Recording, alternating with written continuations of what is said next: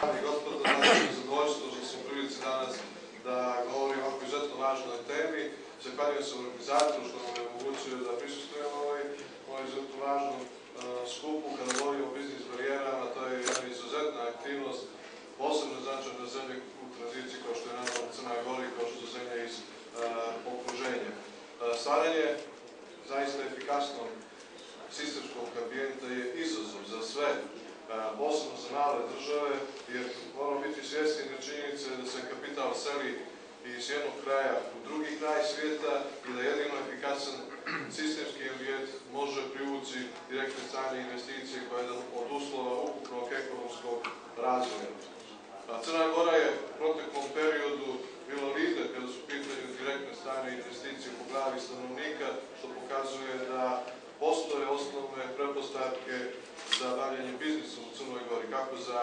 domaće investitore, tako i za inostrane investitore. Međutim, taj naš sistemski ambijent nije u onoj mjeri u kojoj bi trebalo da bude i nije u onoj mjeri u skladu sa našim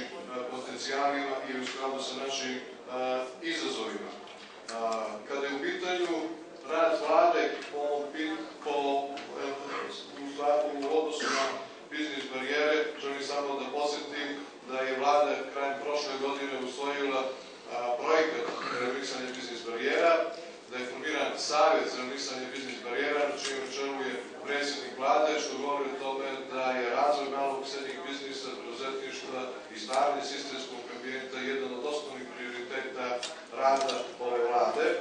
Mi smo u protekloj godini uradili dosta tih stvari koje se odnose na stvaranje efikasnijeg modela organizacije državne administracije i eliminisanje nekih proceduralnih prepreka za bavljenje biznisom. Stvoreni su prije svega uslovi za online registraciju, zatim su neki novi zakoni, nova zakonska rješenja kao što je zakon o unutrašnjoj trgovini, čime su praktično eliminisane barijere koje se odnose na dobijanje dozvola, usvojen je zakon o izgradnji objekata kojem su stvoreni pretpostavke da se rješenje dobije u roku 715 dana i tako dalje. Mogu bi da nabrajam sada i druge aktivnosti koje smo uradili u proteklom periodu, međutim imate se prilike da čujete to u toku današnjeg dana od predstavnika državne administracije kada su pitanje ove aktivnosti. Izuzetno je važno u organizaciji eliminisanje biznis barijera iskustvo drugih država, izuzetno je važno iskustvo prije svega država iz regiona. Kada je u pitanju biznis barijere moramo biti svjesni činjenice da se sa tim problemom suočavaju puno razvijenije države nego što je to Crna Gora,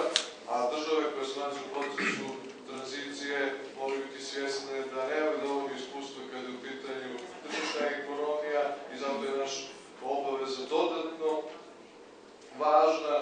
i moramo uložiti dodatni napor kako bi uspjeli da zaista učinimo naš sistem efikasnijim i na taj način omogućimo i domaćim i inostranim investitorima da efikasnije obavljaju svoje biznis aktivnosti. U tom cilju ja želim uspješan rad i još jedan put se zahvaljujem domaćinu što je